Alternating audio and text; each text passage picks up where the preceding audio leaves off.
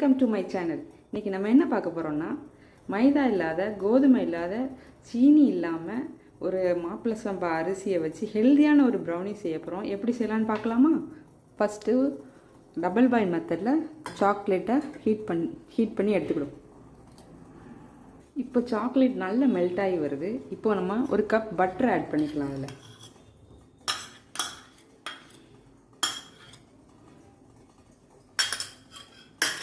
நல்லா மிக்ஸ் பண்ணி எடுத்துக்கலாம்.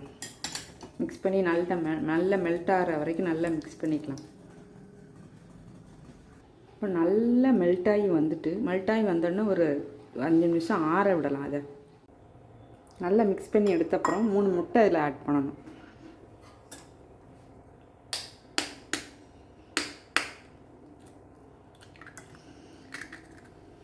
ஒன்று,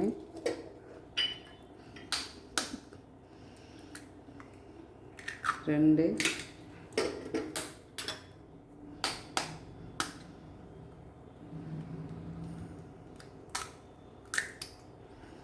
இப்போ அதை நல்லா மிக்ஸ் பண்ணி எடுத்துக்கணும். நல்ல முட்டையை மிக்ஸ் பண்ண அப்புறம் ஒரு கப் நாட்டு சர்க்கரை ஆட் பண்ணுறோம். இதையும் நல்லா மிக்ஸ் பண்ணி எடுத்துக்கணும்.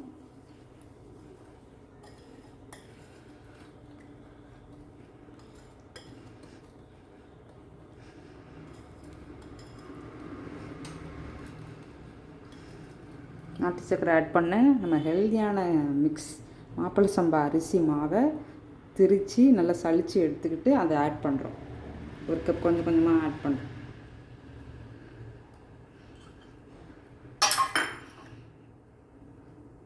அது கூட இப்போ நம்ம ஒரு கப் கோகோ பவுடர் ஆட் பண்ண போகிறோம். கோகோ பவுடர் ஆட் பண்ணிட்டு 1 ஸ்பூன் மில்க்கும் ஆட் பண்ண போகிறோம். கொஞ்சோண்டு மில்க் எதுக்கு ஆட் பண்ணுறோமோ அப்படின்னா சாஃப்டாக நல்ல இந்த ப்ரௌனி வந்து நல்லா சாஃப்டாக நமக்கு டேஸ்டியாக கிடைக்கும். கிராக் இல்லாமல் நல்லா டேஸ்டியாக கிடைக்கும். இப்போ எல்லாத்தையும் மிக்ஸ் பண்ணி நல்லா எடுத்துவிடும்.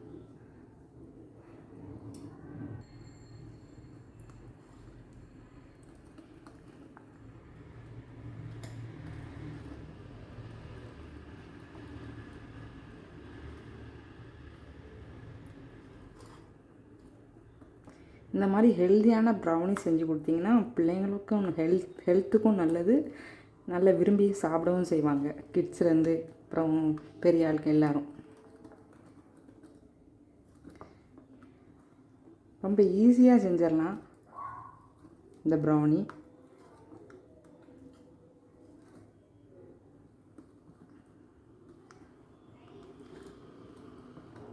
உங்கள் வீட்டு பர்த்டேக்கெலாம் அந்த மாதிரி செஞ்சு சர்ப்ரைஸ் பண்ணுங்கள் உங்கள் வீட்டில் உள்ளவங்களுக்கு. இப்போ நல்லா அந்த பேட்டர் மிக்ஸ் பண்ணி எடுத்தாச்சு. இந்த பேட்டர் இப்போ நல்லா மிக்ஸ் ஆகிட்டு இப்போ நம்ம வந்து கேக் டீனில் இதை மாற்றிக்கலாம். இல்லை நல்லா நம்ம பட்டரை தடவிட்டு இப்போ நம்ம இதை ஆட் பண்ணிக்கலாம்.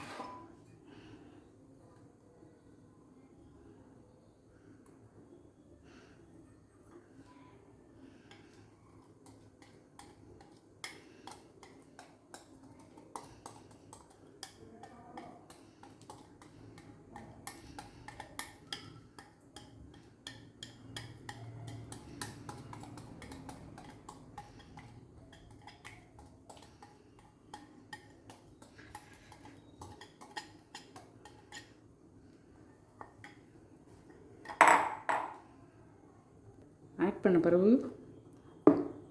நல்லா இதை செட்டில் பண்ண விடுங்க. இப்படி பேனில் தண்ணி எடுத்துக்கோங்க. ஸ்டவ் ஆன் பண்ணிவிட்டு இப்போ அந்த பேட்டரை இதில் வச்சிடலாம். வச்சு 35 மினிட்ஸ் இது வந்து நல்லா பேக் ஆகட்டும். பேக் ஆனோடனே உங்களுக்கு பெர்ஃபெக்டான ப்ரௌனி ரெடி ஆயிரும். மீடியம் ஹீட்லேயே இருக்கட்டும் பேக் ஆகிறதுக்கு. A few moments later. Bake ஆகிட்டா நம்ம இப்போ பார்க்கலாம். இந்த மாதிரி ஒரு டூத் பிக் எடுத்துக்கோங்க. டூத் பிக் எடுத்து குத்தி பாருங்கள். ஒட்டலைன்னா ஒட்டலைன்னா பேக் ஆகிடுனா இப்போ ஸ்டவ் ஆஃப் பண்ணிடலாம்.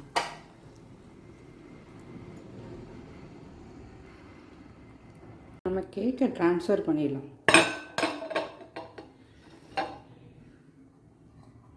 ப்ரௌனி பீசஸாக எடுத்துக்கலாம். ஹெல்தியான ப்ரௌனி ரெடி ஆயிடுச்சு. டட்டடாங். இப்போ நம்ம கேக்கை ஸ்லைஸ் பண்ணியாச்சு. ஸ்லைஸ் பண்ணும்போதே நல்லா சாஃப்டாக இருந்தது கேக்கு. சாப்பிட்டு பாருங்கள் எப்படி இருக்குன்னு ஃபீட்பேக் சொல்லுங்கள்.